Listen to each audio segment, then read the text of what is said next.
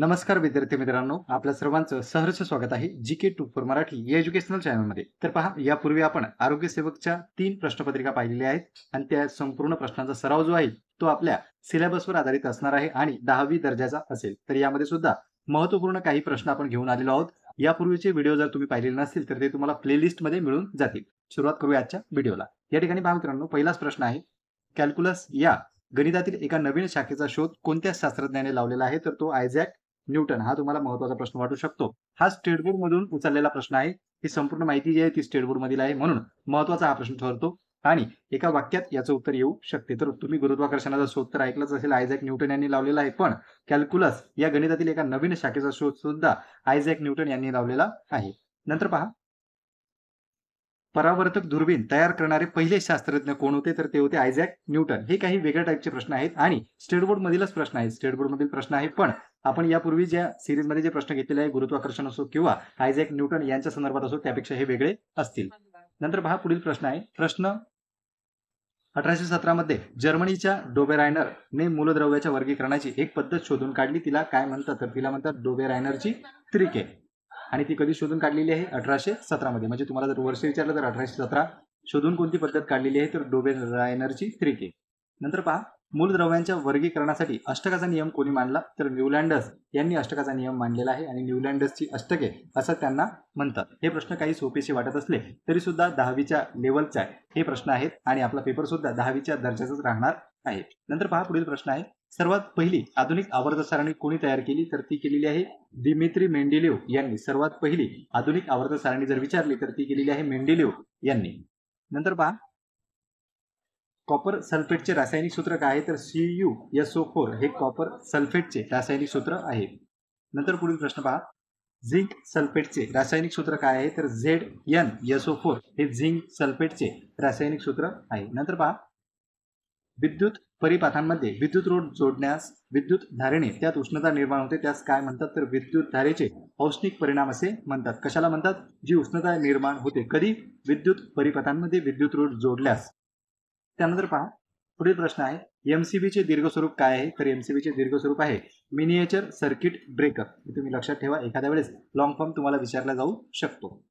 नंतर पुढील प्रश्न आहे, MCBचा वापर कशासाठी केला जातो? तर विद्युत धारा अचानक वाढल्यास हिची कड खुली होऊन विद्युत धारा बंद पडते, त्याला MCB म्हणतात. तुमच्या घरात लावलेले असतील आणि जेव्हा शॉर्ट सर्किट वगैरे काही होत असतो त्यावेळेस MCB जे असतात त्या खाली पडलेल्या असतात किंवा तुम्हाला फ्यूजही विचारल्या जाऊ शकतो. तर एखाद्या या ठिकाणी पहा, विद्युत धारेचा अचानक प्रभाव वाढल्यास त्या ठिकाणी फ्यूज जो असतो त्याचाही वापर केला जातो आणि MCBचा वापर सुद्धा केला जातो.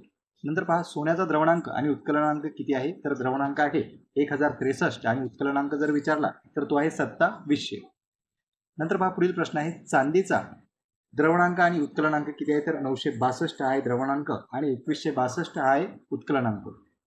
नंतर पहा, शिशाचा द्रवणांक आणि उत्कलनांक किती आहे? तर 327.5 हा द्रवणांक आहे आणि 1749 हा उत्कलनांक आहे. आणि अपवर्तनांक कशावर अवलंबून असतो? तर तो अवलंबून असतो मध्यमातील प्रकाशाच्या वेगावर. म्हणजे मध्यमातील प्रकाशाच्या वेगावर हा अपवर्तनांक अवलंबून असतो.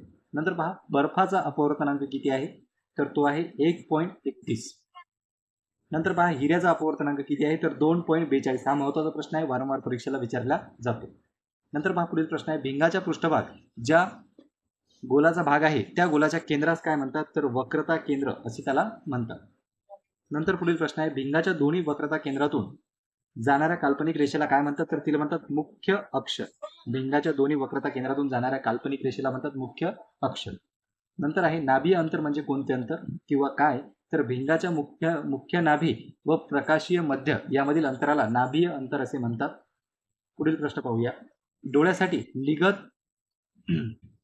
निगत निकट बिंदू डोळ्यापासून किती अंतरावर असतो? तर तो असतो 25 सेंटीमीटर अंतरावर. नंतर पहा, इथेनॉलचे रासायनिक सूत्र काय आहे? तर C2H5 आणि OH हे इथेनॉलचे रासायनिक सूत्र आहे. नंतर पहा, क्लोरोफॉर्मचे रासायनिक सूत्र काय आहे? तर CHCl3 हे क्लोरोफॉर्मचे रासायनिक सूत्र आहे. नंतर पहा, ॲसेटिल आम्लाचे रासायनिक सूत्र काय आहे? तर CH3COOH हे ॲसेटिलचे आम्लाचे सूत्र आहे. नंतर पहा, चंद्रावर पाऊस पाऊल ठेवणारी सर्वात पहिली व्यक्ती कोण आहे? अवकाश मोहीम आपल्याला माहितच आहे, आपल्या सिलेबसचा अत्यंत महत्त्वाचा टॉपिक आहे, तर ते आहे नील आर्मस्ट्रॉंग. आणि आकाशात जाणारी जर पहिली व्यक्ती विचारली अवकाशात जाणारी, तर ती आहे युरी गागारिन, जे आपण लास्ट व्हिडिओमध्येच पाहिलेलं आहे. नंतर पहा, राकेश शर्मा यांनी कोणत्या साली पृथ्वीच्या परिक्रमा केल्या? तर 1984 साली राकेश शर्मा यांनी पृथ्वीची परिक्रमा जी आहे ती केली. नंतर पहा, नासाचे दीर्घ स्वरूप काय आहे? तर national aeronautics and space administration हे नासाचे दीर्घ स्वरूप आहे. आणि जर तुम्हाला इस्रोचे विचारले, जी आपली भारतीय अंतराळ संशोधन संस्था आहे, तर इंडियन स्पेस रिसर्च ऑर्गनायझेशन, ते इस्रोचा लॉंग फॉर्म आहे. नंतर पहा, डीएनएतील थायमिन या घटकाऐवजी आरएनए मधील कोणता घटक असतो? तर तो असतो युरासिल हा घटक आहे डीएनएतील थायमिन या घटकाऐवजी. नंतर पहा, मानवी शरीरातील अवशेषांगे कोणती आहेत? तर हे हा सुद्धा महत्त्वाचा प्रश्न आहे, परीक्षेला येऊ शकतो. माकडहाड, अक्कलदाढ, अंगावरील केस आणि अंतरपृष्ठ हे मानवी शरीरातील अवशेषांगे आहेत. पुढील प्रश्न पहा, मानवाची निर्मिती कोणत्या प्राण्यापासून झालेली आहे? तर लेमूर सारखे दिसणारे प्राचीन प्राणी यापासून मानवाची निर्मिती झालेली आहे. नंतर पहा, पहिले मानव सदृश प्राणी किती वर्षापूर्वी अस्तित्वात होता? तर 2 कोटी वर्षापूर्वी पहिले मानव सदृश प्राणी अस्तित्वात होते. नंतर पहा, ज्या पद्धतीत ग्लुकोजचे विघटन होते त्या पद्धतीला काय म्हणतात? तर ग्लायकोलायसिस त्या पद्धतीला म्हणतात. नंतर पहा, मानवी शरीरातील ऊर्जेचे एकक कशाला म्हणतात? तर मानवी शरीरातील ऊर्जेचे एकक म्हणतात एटीपीला. नंतर पहा, पाण्यात विरघळणारी जीवनसत्वे कोणती? तर ती आहेत बी आणि सी, हे पाण्यात विरघळणारी जीवनसत्वे आहेत. नंतर पहा, खंडीभवन प्रकारचे अलैंगिक प्रजनन कशात घडून येते? तर ते घडून येते स्पायरा गॉयरा यामध्ये.